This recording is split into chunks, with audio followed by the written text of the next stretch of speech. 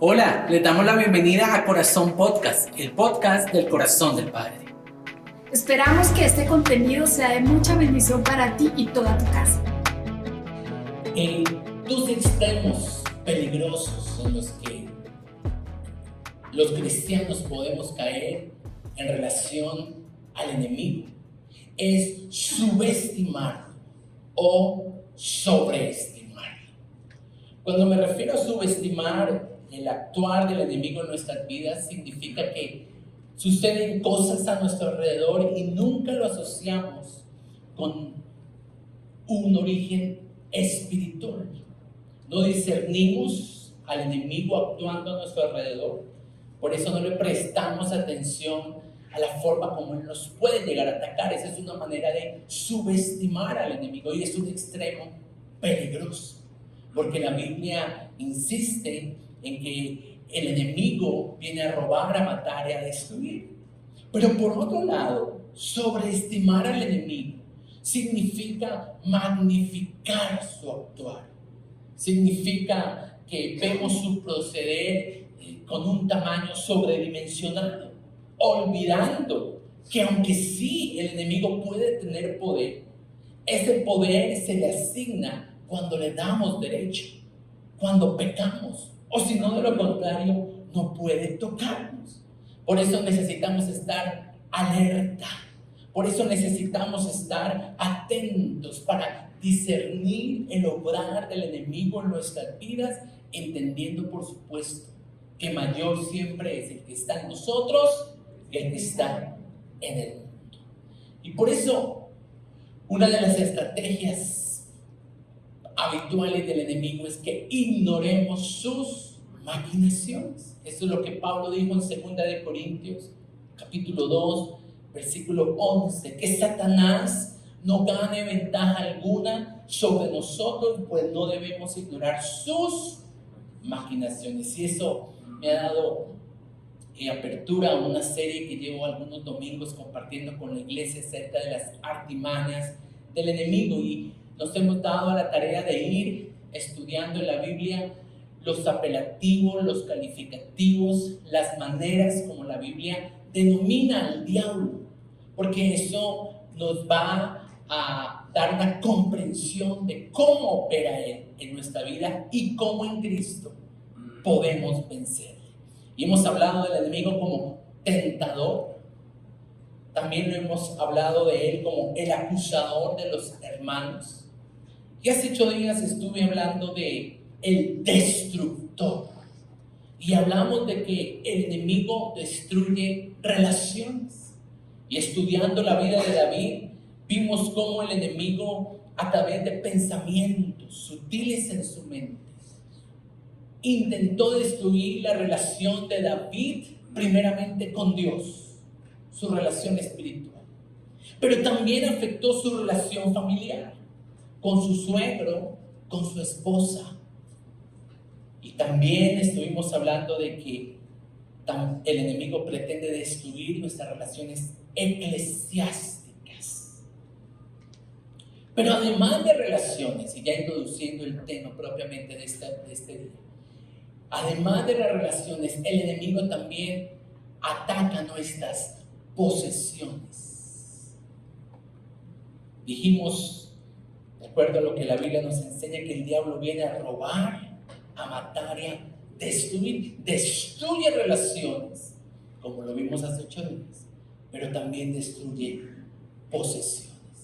Y en relación a esto, yo quiero que hoy el Espíritu Santo nos dé comprensión espiritual, porque muchas personas que hoy están pasando tiempos de dificultad económica, de desabastecimiento, de ruina en sus vidas, en el orden material, no han asociado esto con una de las artimañas del enemigo que la Biblia claramente revela y muestra. Así que hoy quiero mostrar al enemigo como el devorador, porque así lo llama la Biblia. Primera de Pedro capítulo 5, versículo 8, dice la Biblia: sean sobrios y velad, es decir, estén atentos, disciernan, tomen un tiempo, presten atención y examinen, porque vuestro adversario el diablo, como un león rugiente, anda a su alrededor buscando a quien devorar. ¿Cuántos saben que el Señor nos da la victoria sobre el devorador? Por eso llamé esta enseñanza de esta forma: venciendo al devorador.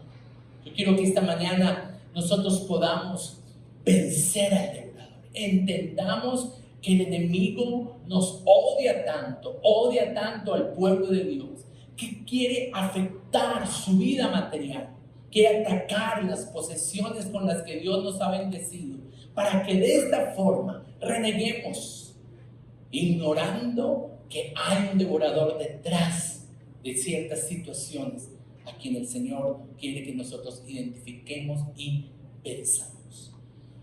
Lo primero que quiero colocar en el corazón de la iglesia es que Dios, como Padre, siempre quiere nuestro bienestar. La Biblia dice que el Señor quiere que nosotros vayamos de gloria en gloria, que el camino del justo vaya de aumento en aumento.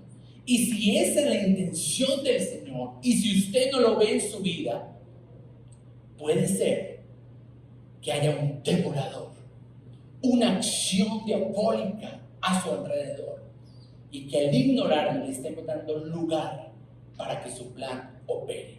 Tercera de Juan 2, un versículo fascinante, dice: amado, yo deseo, dice el Señor, que seas prosperado en una que otra cosa.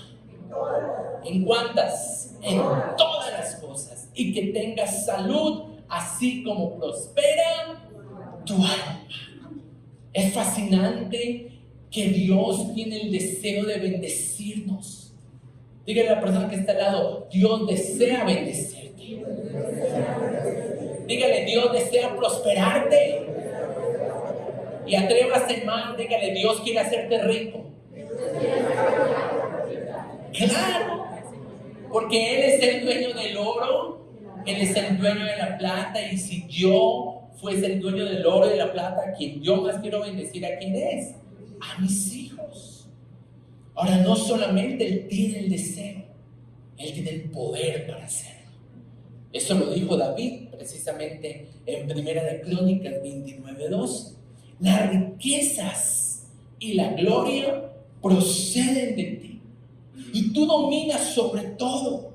En tu mano está la fuerza y el poder, y en tu mano el hacer grande y el dar poder a todos.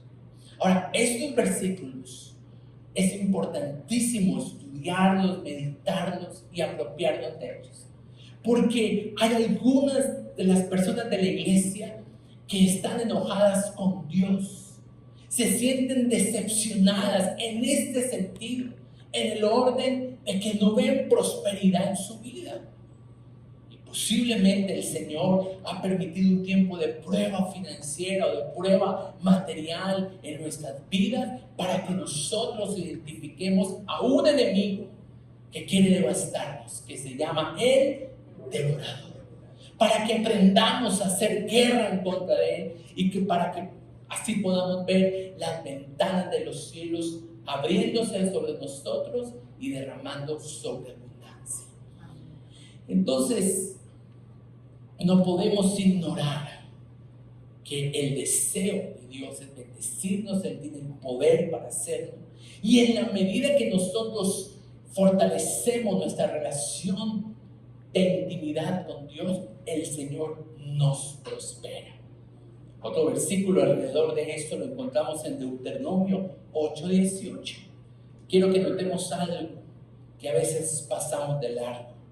Dice esta porción: acuérdate, le está hablando al pueblo que está en el desierto, acuérdate de Jehová tu Dios, porque Él te da el poder para que tú hagas las riquezas. Ahora abramos los ojos, porque el Señor nos prospera, pero la manera como Él ha decidido hacerlo es haciendo que nosotros, manteniendo los principios de su palabra, hagamos prosperar nuestro camino. Y no lo dice solamente esta porción de la Biblia, también lo dice Josué 1:8, donde el Señor dice: nunca se apartará de tu boca este libro de la ley, sino que de día y de noche meditarás en él, para que guardes y hagas conforme a todo lo que en él está escrito, porque entonces, ¿qué dice? Harás prosperar tu camino y todo te saldrá bien. ¿Cuántos dicen amén a esa palabra en esta mañana? Dios dice: yo quiero que tú hagas prosperar tu camino. Hay negligencia en el pueblo de Dios. Hay personas que no están haciendo prosperar su camino y luego señalan y hacen responsable a Dios por el estado financiero, olvidándose de que el enemigo quiere devorar las bendiciones que el Señor tiene diseñadas para nosotros. Somos nosotros los que hacemos prosperar nuestra vida caminando en la voluntad de Dios. Diga a la persona que está al lado: tú haces prosperar tu camino. Claro. ¿Cuándo? Viviendo bajo los mandatos y bajo los principios del Señor. Así que una persona que pone por obra los principios del Señor vive en prosperidad. Pero de forma contraria, una persona que desatiende los principios vive en ruina. No es Dios. Con todo respeto, es usted. El enemigo quiere devorar las bendiciones, las cosechas espirituales que Dios nos ha entregado, para que nosotros desistamos de nuestra fe. Mi hijo lo ministraba en la alabanza. ¿Cuántas veces esta semana personas no tuvieron pensamientos de ¿para qué seguir yendo a la iglesia? ¿Para qué seguir congregándome si al contrario todo empeora en mi casa? Y nos enojamos con Dios y el enemigo es el único que gana, porque al separarnos de Dios, la Biblia dice que no podemos hacer nada separado de Él. Así que por el contrario, cuando la situación se ponga más difícil, ¿qué debemos hacer? Intencionalmente acercarnos con más vehemencia a Él, con más pasión a Él. Y de esta forma no permitiremos que el devorador logre su cometido. Devorar significa arrasar, significa devastar, asolar. Y en el Antiguo Testamento permanentemente se usa esta expresión en el contexto de arruinar las cosechas de lo que el pueblo sembraba. Y esto es tremendo porque no es una acción de un solo momento, sino que es algo que va ocurriendo paulatinamente. Por eso se nos habla acerca de las plagas, una de ellas las langostas, que van devorando poco a poco hasta que al final arrasan con todo y no dejan nada. Así que hoy el Señor quiere hablar y ministrar a personas que permanentemente están diciendo: me robaron, me estafaron, se me dañó el horno, la lavadora, la nevera, el carro me sacó la mano, me bajaron el sueldo, me quedé sin trabajo, me colocaron una multa, se me perdió el dinero, perdí la oportunidad laboral de trabajar en esa empresa, se subieron dramáticamente los servicios del apartamento donde estoy, ya no me alcanza para pagar, estoy colgado, ahogado. Algunos dicen parezco salchichón de tienda. ¿Por qué? Porque estoy lleno de deudas, atestado. El teléfono suena y me llaman de los bancos. El colegio de los niños ya me amenazó que no los van a dejar entrar más hasta que no me ponga el día. Incluso hemos escuchado testimonio de personas que no solamente cruzan por una recesión económica terrible, sino que además aparecen en el techo de sus casas, de la cocina, las ollas, aparecen gusanos. en las paredes de repente, sin ninguna explicación. Pues hoy quiero que la iglesia abra los ojos y entienda que esta es una actividad propia del enemigo, el devorador. Ignorar esta maquinación nos destina a seguir teniendo un estado deplorable en nuestra vida financiera. Entonces, una persona que, como lo mencioné al comienzo, subestima al diablo, no discierne su ataque, comienza a echarle la culpa de su situación económica a este país, a la recesión, al gobierno. Pero la Biblia dice que nosotros no pertenecemos a esta ciudad, nuestra ciudadanía está en los cielos.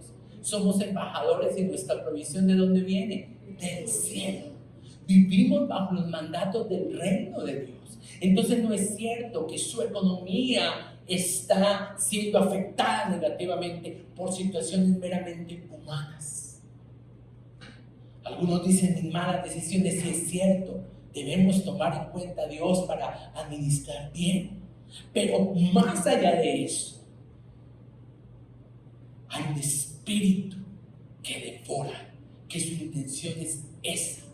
El Antiguo Testamento es figura y sombra de principios espirituales que se han revelado con claridad total en el Nuevo Testamento. Ya Pablo al escribir, o Pedro al escribir, vuestro adversario, el diablo, anda como un león rugiente buscando a quien devorar. Sabía que el enemigo devoraba. En el Antiguo Testamento vemos porciones donde es evidente el actuar del devorador.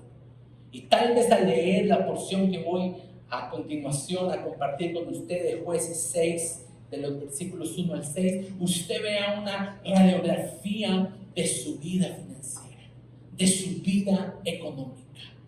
Y esto lo tenga que llevar a tomar decisiones de poner la palabra de Dios por obra. Dice la Biblia así, Jueces 6 del 1 al 6, los hijos de Israel hicieron lo malo ante los ojos de Jehová. Le dije que le damos lugar al enemigo a través de ¿qué? De nuestro pecado. Y Jehová entonces, como el enemigo, lo he explicado en varias de estas sesiones, tiene un derecho legal por el pecado del hombre, los entregó en mano de Madián por 7 años. Por eso le dije, el devorador no actúa de un solo tajo, sino que es algo que va haciendo paulatinamente. 7 años. Y la mano de Madián prevaleció contra Israel, sometió a Israel. Y los hijos de Israel, por causa de los madianitas, se escondieron en cuevas, en cavernas, en lugares fortificados. Pues sucedía, escuche bien esto, que cuando Israel sembraba algo, subían los madianitas, amalecitas y los hijos del oriente y los atacaban. Y acampando contra ellos, destruían. ¿Qué destruían? Los frutos de la tierra. El diablo destruye relaciones, pero también destruye posesiones. Hasta llegar a Gaza y no dejaban qué comer en Israel. Tremendo esto. El pueblo de Dios no tenía que comer. ¿Era la voluntad de Dios? No. Pero Dios permite sucesos de esta índole para que el pueblo aprenda a hacer la guerra con sabiduría. Versículo 5. Subían ellos y sus ganados y venían con sus tiendas en grande multitud como langostas. Ellos y sus camellos eran innumerables y así venían a la tierra para devorarla, para devastarla. Y de este modo empobrecía Israel en gran manera por causa de Madián, y los hijos de Israel allí por fin clamaron al Señor. ¿Cómo se llama la enseñanza de esta mañana? Venciendo al devorador. Y no podemos vencer a alguien a quien primero no identifiquemos. Él es su verdadero enemigo. Y son nuestras decisiones equivocadas y contrarias a la palabra de Dios las que le han dado un espacio en su casa, un espacio en su vida financiera. Ahora, ¿qué pasa cuando nosotros, en mañanas como estas, recibimos la palabra, nos arrepentimos y verdaderamente creemos en la promesa de que Dios nos va a hacer vencer, pues que viene en nuestra vida tiempo de restitución. ¿Cuántos quieren ser restituidos? La Biblia dice, Malaquías 3:11, una promesa tremenda. Yo espero que después de leerlo usted dé un fuerte amén. Malaquías 3:11 dice, reprenderé, dice Dios, por ustedes al devorador, y ya no destruirá el fruto de la tierra, ni vuestra vida del campo será estéril. ¿Quién lo dice? Jehová de los ejércitos. A ver ese amén. Ya, hay como 3/4. ¿Quién lo dice? El Señor. Yo pelearé por ti. Yo reprenderé al devorador. Fascinante promesa en esta mañana, porque hay ciertas actividades del enemigo que son detenidas solamente por la autoridad suprema de Dios. Sin embargo, esta promesa, como la mayoría de promesas de la Biblia, está supeditada, está condicionada a un mandato. Malaquías 3:10, traigan todos los diezmos al alfolí y haya alimento en mi casa. Y pruébenme en esto, dice Jehová de los ejércitos, si acaso no abriré las ventanas de los cielos y derramaré sobre vosotros bendición hasta que les alcance, hasta que les abunde, hasta que sobreabunde.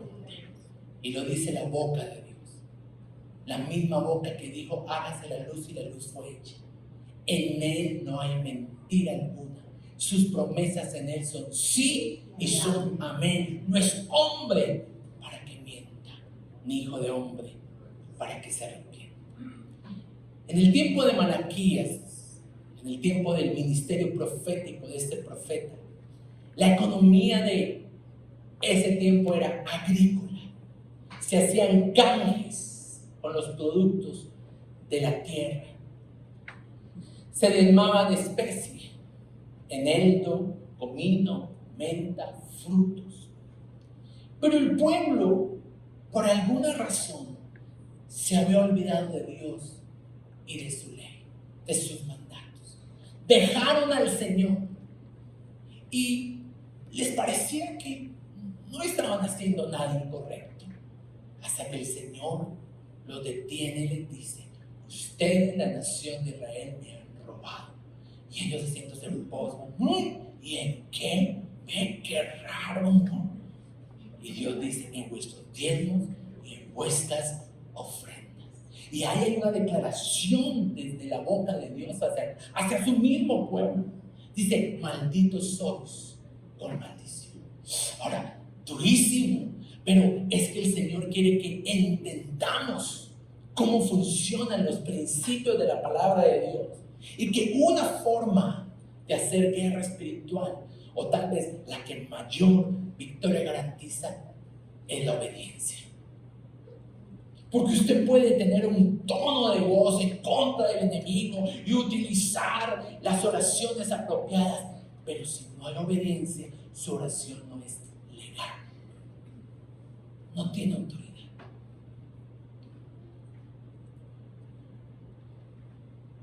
Ahora, en ese sentido, ¿cómo actúa el enemigo? Esto es algo interesante, porque el enemigo no está tanto obsesionado en devorar su cosecha. ¿Sabe qué quiere devorar el enemigo? Primeramente, su semilla. Hay gente que dice: pero yo llevo años sin diezmar y no le ha pasado nada a mi cosecha. Porque el enemigo no está tan obsesionado con su cosecha, pero sí está obsesionado con robar su semilla. ¿Por qué? Porque la cosecha un día se acabará. Puede que 7 años, como pasó en el tiempo de María. Y cuando se acabe, lo único de lo que usted pueda echar mano, ¿de qué es? De su semilla, para volverla a sembrar y para que vuelva a producir cosecha. Pero si usted no está sembrando, el enemigo está ganando. Segunda de Corintios 9:10, La Biblia dice que a todos Dios nos da pan y semilla. Pan para que comamos. ¿Y a qué me refiero con esto? El 90% de los ingresos de una persona es el pan que Dios le ha dado para que provea sus necesidades, para que cubra a sus necesidades. El Señor dice que Él suple todas nuestras necesidades conforme a sus riquezas de gloria en Cristo. Pero además del pan, ¿qué más Dios da? La semilla. ¿Y cuál es el problema de muchas personas? Que se comen el pan y las semillas. Dígale a la persona que está al lado con una sonrisa: no se coma las semillas. No todo se debe comer. Hay una parte que se debe sembrar. Ahora, iglesia, esto es un principio evidente. Si usted no siembra, no habrá cosecha. Por eso el enemigo está obsesionado con devorar la semilla. Puede que le deje intacta la cosecha por un tiempo, pero está obsesionado por robar la semilla.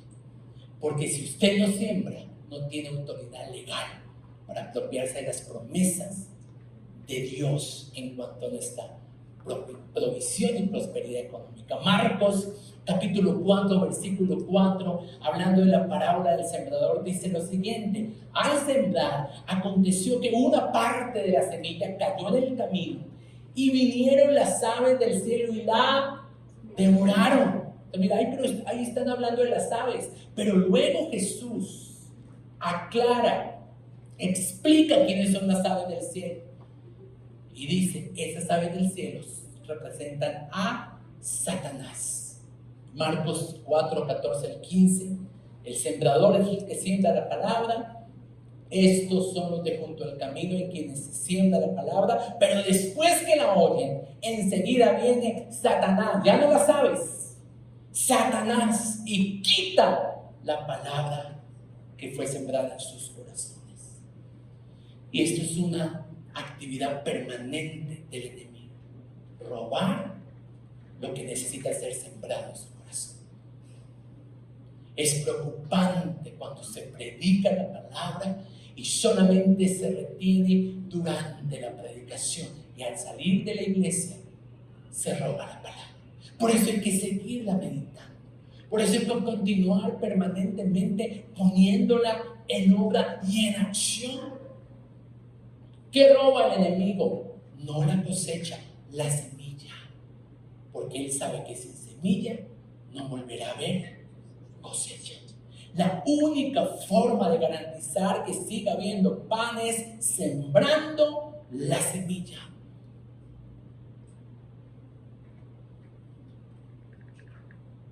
Pero cuando nosotros nos arrepentimos y obedecemos al Señor, Él promete restituirnos. Joel capítulo 2, versículo 21 al 27. Dice la Biblia: tierra, no temas, alégrate y gózate, porque Jehová hará grandes cosas. ¿Cuántos pueden decir amén? Animales del campo, no temáis, porque los pastos del desierto reverdecerán, porque los árboles llevarán su fruto, la higuera y la vid darán sus frutos. Vosotros también, hijos de Sión, alegraos y gozaos en Jehová vuestro Dios, porque os ha dado la primera lluvia a su tiempo, y hará descender sobre vosotros lluvia temprana y tardía como al principio. Las eras se llenarán de trigo, los lagares rebosarán de vino y aceite. Versículo 25: y os restituiré los años que se comió los devoradores, la oruga y el saltón, el revoltón, la langosta, ese gran ejército que a causa de un derecho legal otorgado al enemigo por su pecado envié contra ustedes. Y dice el Señor, versículo 26: comeréis hasta saciaros, alabaréis el nombre de Jehová vuestro Dios, el cual hizo maravillas y nunca jamás será mi pueblo avergonzado. Conocerán que en medio de Israel estoy yo, que yo soy su Dios y no hay otro, y mi pueblo nunca más jamás será avergonzado. ¿Alguien puede apropiarse de esa palabra? Pero para apropiarse, ¿usted qué necesita? Obedecer. Nos arrepentimos de los años en los que le dimos lugar al saltón, al reventón, a la langosta, para que destruyeran nuestra cosecha. Pero vamos por la promesa de restitución, confiando, creyendo en Dios y en su palabra. En relación a esto, quisiera hoy compartir entonces 3 principios relacionados con el diezmo. Usted sabe que no soy un predicador que permanentemente está enseñando sobre el diezmo, sobre las ofrendas. Se enseñan formados para servir, obedecemos a Dios recolectando los diezmos y las ofrendas de la iglesia. Pero hay momentos donde se debe hablar de esto. Y hay iglesias, incluso a mí me han invitado a lugares, pastor, usted puede venir y hablarnos de diezmo. Y yo estoy dispuesto. Pero por lo general, y de acuerdo al grado de confianza que yo tenga con el pastor que me invita, yo le digo, el tema de los diezmos es un tema que le toca hablar al papá de la casa, no a un tío. Porque es un principio que garantiza bendición sobre la iglesia y tiene que ser impartido con autoridad bíblica. Hay gente que se siente ofendida cuando se le predica del diezmo. Es ridículo. Usted no tiene que sentirse incómodo ni ofendido, ¿sabe? Usted tiene que sentirse agradecido, porque al predicar el diezmo le están predicando para que usted sea bendecido. Así que diga a la persona que está al lado, no se dedique. Al contrario, alégrese. Porque Dios nos ama tanto que quiere mostrarnos el camino seguro, certero, que garantiza prosperidad. Por eso acompaño mi mensaje con porciones de la Biblia, porque no es lo que el pastor tenga que decir, sino lo que Dios quiere decir a la iglesia. Y yo, la verdad, junto con mi esposa hemos orado para que se rompa ese ciclo repetitivo en la vida de algunas personas, de algunos creyentes, que uno escucha y dice, van de mal en peor. Y les pasa una cosa y les sucede otra y les sigue pasando. Y hoy el Señor quiere abrir nuestros ojos para que entendamos la necesidad de obedecer a sus mandatos, y eso nos dará victoria sobre el devorador. 3 principios que rápidamente quiero compartir con ustedes. Número 1, el diezmo es un mandato que al obedecer trae bendición. Y eso es todo lo que he compartido esta mañana con ustedes. El diezmo y la ofrenda son conceptos diferentes. La ofrenda es voluntaria, mientras que el diezmo es obligatorio. Es un mandato. La ofrenda es un monto que usted propone en su corazón, que incluso puede sobrepasar el 10%. Algunos dicen el diezmo es para el Señor y el 90% es para mí. No, realmente el 100% es del Señor. Lo que pasa es que Él exige el 10% y espera que usted administre correctamente el 90% acorde con los principios de la palabra de Dios. Y eso le va a garantizar a usted una vida abundante. La ofrenda expresa agradecimiento. El diezmo expresa obediencia. El asunto de muchos no es que no sean agradecidos, sino que no son obedientes.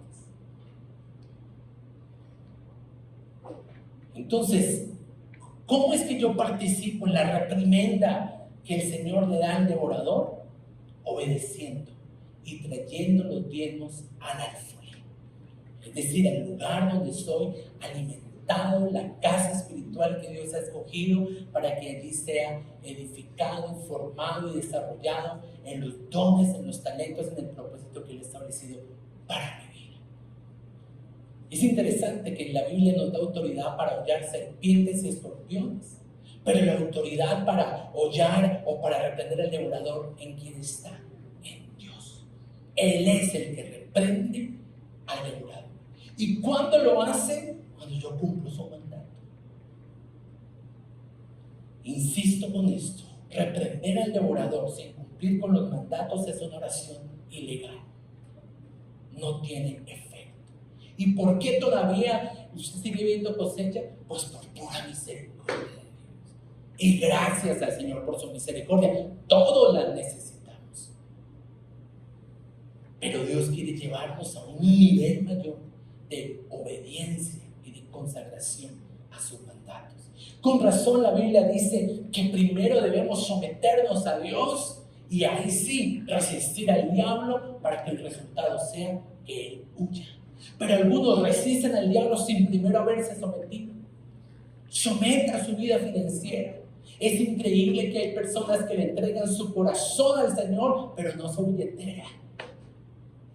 Se creyeron ese canto del mundo. Óyeme, Diosito Santo, tú de aritmética nada sabías. Él sabe de aritmética, Él sabe de finanzas, Él sabe de prosperidad. Primera de Crónicas 29:14 dice: ¿quién soy yo y quién es mi pueblo para que pudiésemos ofrecer de nuestra voluntad cosas semejantes? Porque todo es tuyo, le dice David al Señor, y de lo recibido de tu mano, ¿qué hacemos? Te damos. Así que realmente no le damos a Dios los diezmos, se los devolvemos, porque Él ya nos lo ha dado. Y principio número 2, o mi segundo postulado en relación al diezmo. El diezmo es una promesa, no solo de prosperidad, sino también, escúcheme, de protección. El diezmo no solo bendice, sino que también protege. Es un seguro celestial. Más importante que asegurar el carro contra daño hacia terceros es entregar a Dios mis diezmos. Por ejemplo, Job capítulo 1 versículo 10. El diablo necesitó pedir permiso a Dios para tocar la vida financiera de Job. ¿Qué dice Dios de Job? Que Job era un hombre sin mancha, perfecto, que era un hombre apartado del mal, temeroso de Dios. Así que, y sería interesante formular esa pregunta: ¿Job diezmaba? Obvio. ¿Por qué? Porque si Dios habla así de él y además le dio una protección especial a él, a su familia y a sus bienes. Dice la Biblia que el diablo le reclama a Dios y le dice: ¿acaso no le has cercado alrededor a él y a su casa y a todo lo que tiene? Al trabajo de sus manos le has dado bendición, por tanto sus bienes han aumentado sobre la tierra. Mire, ahí el diablo sabe cómo está, ardido. Para utilizar un término juvenil, rabón. Empieza así, David, ¿no? Está rabón. ¿Por qué? Porque Dios ha protegido a Job. Porque Job ha hecho algo que ha garantizado una cobertura especial.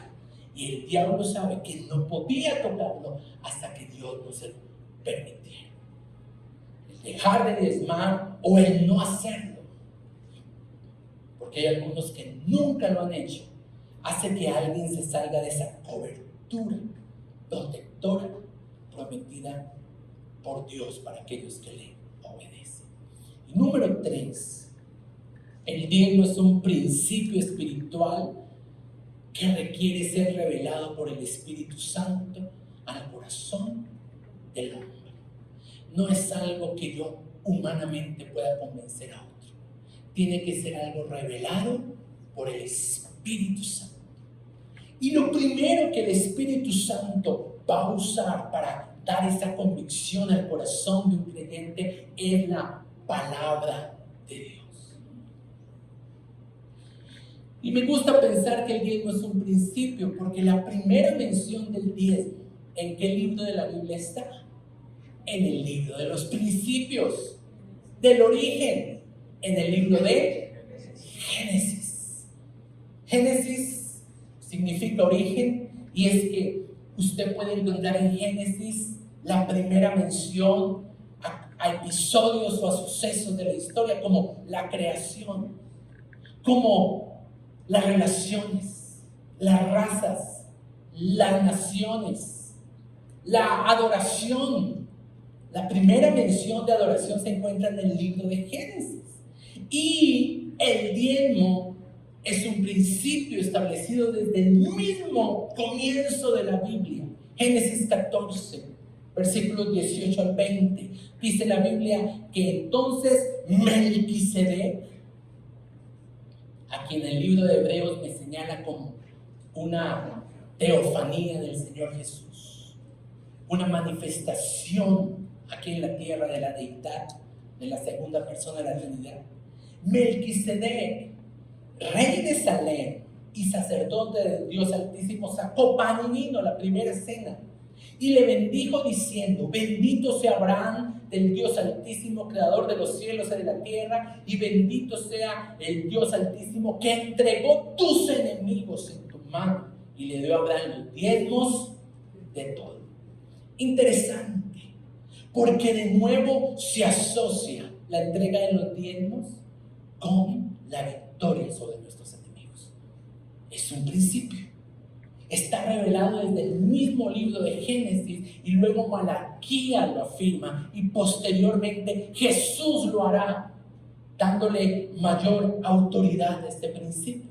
En Mateo 23, el Señor, refiriéndose a los escribas y fariseos, les dice: hipócritas, porque diezman la menta, el eneldo y el comino, y dejan lo más importante de la ley, que es la justicia, la misericordia y la fe. Y el Señor dice: esto era necesario hacer sin dejar de hacer aquello. Principios revelados en la Escritura, usados por el Espíritu Santo para darle convicción a mi corazón de la necesidad urgente de obedecer estos principios. Ahora, ¿cuántos saben que el enemigo son copietas?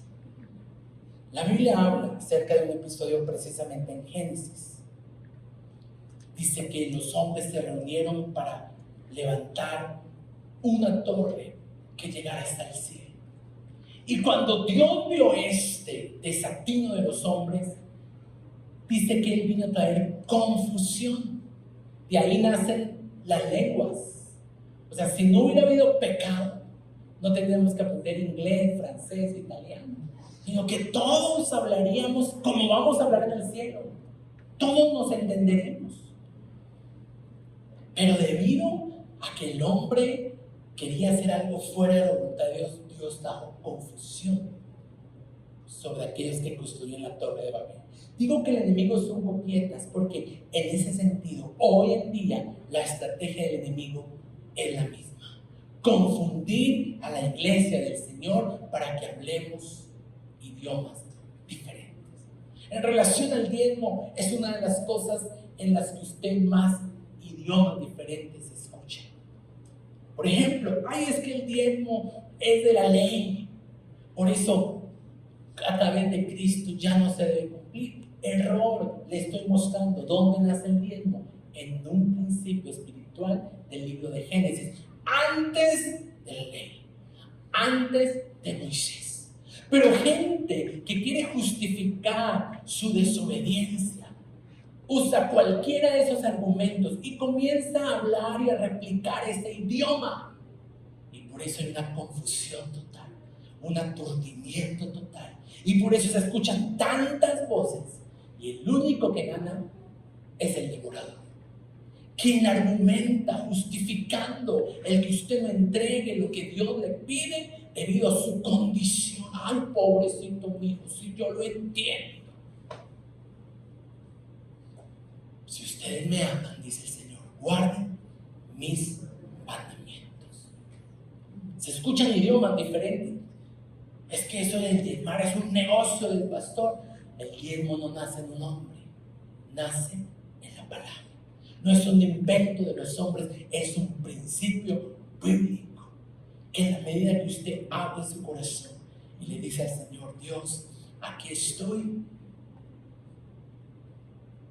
revélame, convénceme de la necesidad de obedecer este mandato para que tú puedas reprender por mí al devorado. Nos ponemos en pie. ¿Qué vamos a hacer en esta mañana? Vamos a arrepentirnos por no haber dado crédito a las palabras del Señor. Vamos a tomar la decisión de obedecer a Dios y entonces eso nos dará autoridad para hacer guerra espiritual en contra del devorador y apropiarnos de las promesas de prosperidad, de restitución, de protección. Acérquese al Señor en esta mañana. Y yo quiero que usted escuche al Señor con una frase que Él usó en una de las parábolas.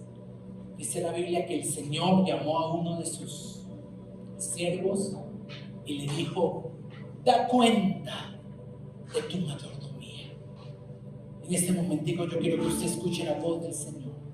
Da cuenta de tu mayordomía.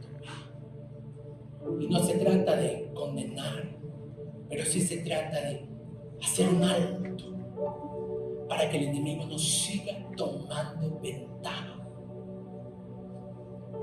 Por eso en este momento quiero que se acerque al Señor y le diga, perdóname, porque le creo más a lo que dice este mundo, creo más a expertos en finanzas, creo más a lo que el mundo dice y no le he dado crédito a lo que tu palabra me enseña.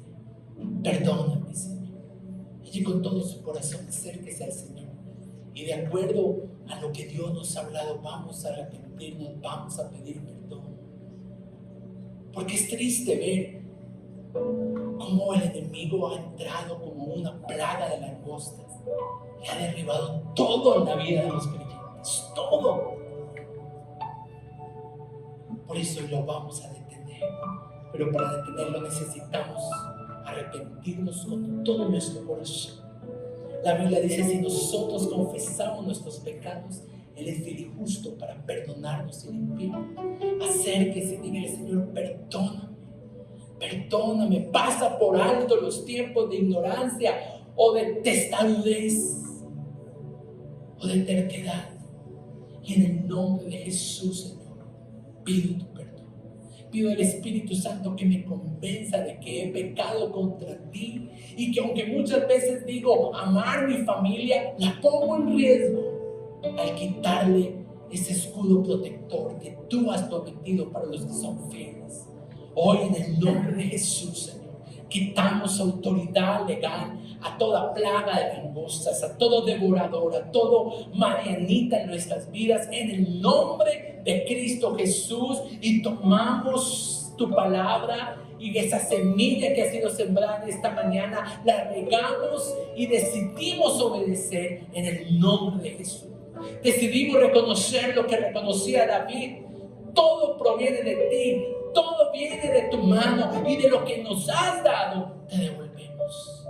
Tú eres Rey de Reyes y Señor de Señores. Te entrono en el trono de mi corazón, en el centro de mi corazón, pero también de mis finanzas. Mira mi estado de ganancias y pérdidas, mira mi balance general, mira mi relación de posesiones, pero también mis innumerables deudas, mis malas decisiones, mi falta de administración acorde con tu palabra. Hoy, Señor, le quito autoridad espiritual a Satanás y a sus huestes, y en el nombre de Jesús encadenamos al devorador y le prohibimos que siga avanzando para robar nuestra semilla. En el nombre de Jesús quiero que aquí usted ejerza autoridad y ordene al devorador de su casa que se vaya fuera en el nombre de Jesús. Tome autoridad en el nombre de Jesús ahora que usted ha propuesto obedecer a Dios en todo sentido. Ahora usted tiene autoridad legal para apropiarse de las promesas de bendición, de prosperidad, de protección, de restitución, restitución. Dice el Señor, yo restituiré lo que te robó la langosta. Y hoy en el nombre de Jesús me apropio de esa palabra y creo que los años en los que yo expuse a maldición mi vida financiera han llegado a su fin y que comienza de nuevo a manifestarse la restitución y la bendición de Dios para mi vida. Te doy gracias en esta mañana, te exalto, Señor, y bendecimos a toda familia en esta mañana, bendecimos a toda persona de la congregación en esta mañana y oramos, Señor, que tú nos des un corazón entendido los principios de tu palabra, que tú nos des un corazón, Señor, que anhele hacer tu voluntad. No daré a Dios sacrificio que no me cueste, Señor, y por eso hoy, obedeciendo tu palabra, me muevo en la dirección tuya, creyendo, Dios, en un Dios que me da cerco, protección, cuidado, y que se hace cargo de lo mío cuando yo me hago cargo de los asuntos de su reino. Te doy gracias y te bendigo en esta mañana, en el nombre de Jesús y para tu gloria. Amén y amén. ¿Cuántos pueden levantar un fuerte aplauso reconociendo a Dios como su proveedor, como su sustento en su vida? Gracias, Señor. Aleluya.